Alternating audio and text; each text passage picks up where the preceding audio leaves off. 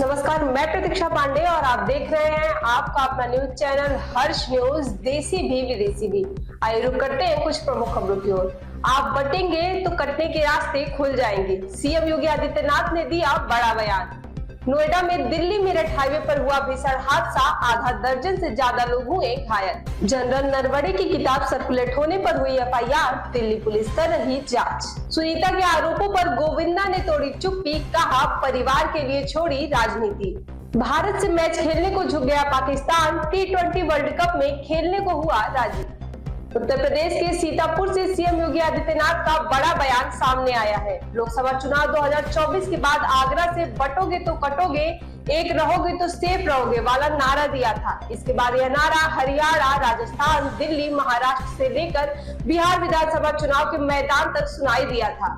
UP विधानसभा चुनाव 2027 से पहले एक बार फिर सीएम योगी आदित्यनाथ सनातन समाज को एक रहने की बात करते दिखे हैं। तपोधाम सतगुरु गिरिधारी नाथ महाराज आश्रम में आयोजित मूर्ति स्थापना दिवस में पहुंचे सीएम योगी ने बांग्लादेश की घटनाओं को लेकर विपक्ष पर जमकर निशाना साधा। सीएम योगी ने बांटने वालों के खिलाफ हमलावर रुख अपनाते हुए उनसे बचने की सलाह दे दी। सीतापुर के कार्यक्रम में सीएम योगी आदित्यनाथ ने कहा कि सनातन कमजोर होगा तो देश कमजोर होगा, इससे सनातन के सामने अस्तित्व का संकट खड़ा होगा। इसलिए इस बात को ध्यान में रखना है, जो बांटने वाले लोग हैं, जात, क्षेत्र और भाषा के नाम पर, ऐसे लोगों से सावधान रहना। उन्होंने सीधे तौर पर कहा कि आप बटेंगे तो कटने के रास्ते खुल जाएंगे। नेताओं के बहकावे में आने की आवश्यकता नहीं, बटने की आवश्यकता नहीं। ये जो जाति के नाम पर बांटना चाहते हैं ना, आपको तमाम प्रकार के वादों में बांटना चाहते हैं, इस बहकावे भूल से भी मत आना, क्योंकि देश का दुश्मन आंखें लगाए बैठा है। आप बंट गए तो फिर कटने के रास्ते भी खोल जाएंगे। उत्तर प्रदेश के नोएडा में तेज रफ्तार का कहर एक बार फिर देखने को मिला है। सेक्टर 58 थाना क्षेत्र में स्थित दिल्ली मेरठ हाईवे पर देर रात एक भीषण हादसा हो गया, जिसमें लगभग आधा दर्जन से ज्यादा लोग गंभीर रूप से घायल हो गए। जानकारी के मुताबिक थाना सेक्टर 58 क्षेत्र के दिल्ली मेरठ हाईवे पर देर रात मेरठ से दिल्ली आने वाले बीच लेन पर एक तेज रफ्तार पिकअप अचानक अनियंत्रित होकर सड़क किनारे खड़े ट्रक में जा टकराया। हादसे के बाद वहां मौजूद अन्य ट्रक चालक पिकअप चालक की मदद के लिए पहुंचे। इसी दौरान पीछे से सब्जियों से भरा एक तेज रफ्तार ट्रक आया और पिकअप चालक की मदद कर रहे लोगों को जोरदार टक्कर मारते हुए रौंद दिया। टक्कर इतनी भयावह थी कि प्रत्यक्षदर्शियों के अनुसार घायल लोग कई फुट ऊपर हवा में उछल गए। सड़क पर अफरा तफरी का माहौल बन गया। हादसे की सूचना मिलते ही पुलिस मौके पर पहुंची और घायलों को अस्पताल में भर्ती कराया गया।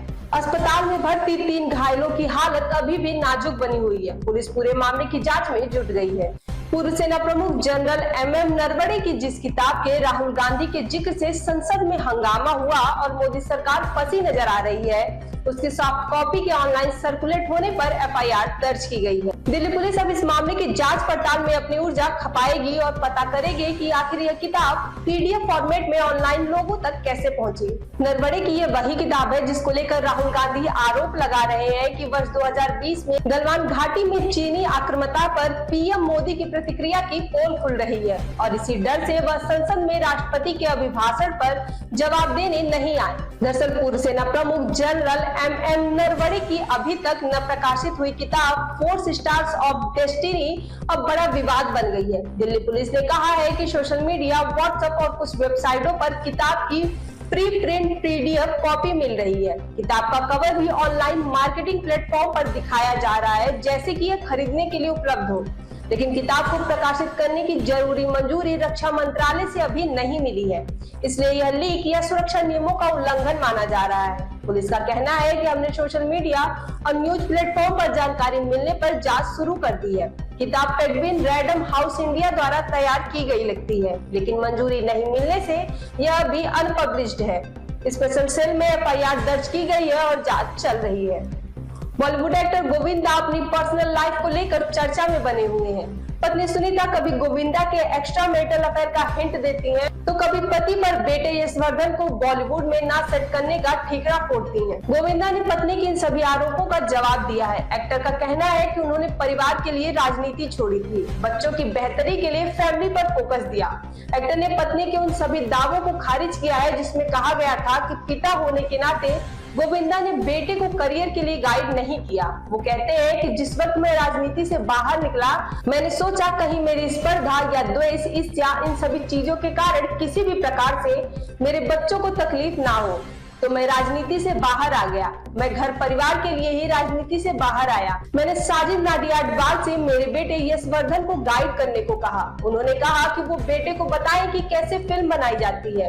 मुझसे ज्यादा पूछा नहीं गया। घर में ऐसा माहौल तैयार था जिसमें ये जाहिर किया गया कि मैं फिल्मी रिश्ते में नाकामयाब हूँ। क्या हो गया, जिस वक्त मैं पॉलिटिक्स से बाहर निकला तो मैंने सोचा कि कहीं मेरे स्पर्धा, द्वेष, ईर्ष्या,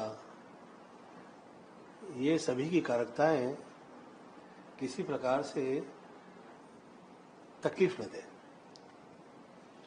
तो खास तौर पे बच्चों के लिए तो मैं बाहर आ गया। अब वो मैं घर परिवार के लिए ही बाहर आ गया। मैंने नाडियाडवाला से कहा तो he gave his cabin to Yash कि कैसे फिल्में बनाई जाती हैं, काम किया जाता है, और मुझसे ज़्यादा पूछा नहीं गया। और ऐसे एक माहौल घर में तैयार था कि जिसमें कि मैं फिल्मी रिश्ते में नाकामयाब हूँ। भारत और पाकिस्तान के बीच आईसीसी मेंस टी20 वर्ल्ड कप 2026 का बहुप्रतीक्षित मुकाबला 15 फरवरी को तय कार्यक्रम के अनुसार खेला जाएगा। पाकिस्तान सरकार ने सोमवार को औपचारिक रूप से पाकिस्तान क्रिकेट बोर्ड को यह मैच खेलने की अनुमति दे दी है, जिससे पिछले कई दिनों से बना गतिरोध समाप्त हो गया है। प्रधानमंत्री शहबाज शरीफ को पीसीबी चेयरमैन मोहसिन नकवी की आईसीसी, बांग्लादेश क्रिकेट बोर्ड और अन्य सदस्य देशों के साथ हुई उच्च स्तरीय बातचीत की जानकारी दी। इसके बाद सरकार ने सभी पहलुओं पर विचार करते हुए पाकिस्तान टीम को मैदान में उतरने का निर्देश दिया। पाकिस्तान ने पहले अपनी सरकार की सलाह पर भारत के खिलाफ मैच नहीं खेलने की बात की थी, जिससे पूरे टूर्नामेंट पर संकट के बादल मंडराने लगे थे। हालांकि आईसीसी की सख्ती, बांग्लादेशी की अपील और लगातार बातचीत के बाद पाकिस्तान पीछे हटता नजर आया। ऐसी और तमाम खबरों के लिए हमारे चैनल हर्ष न्यूज को लाइक और सब्सक्राइब करें।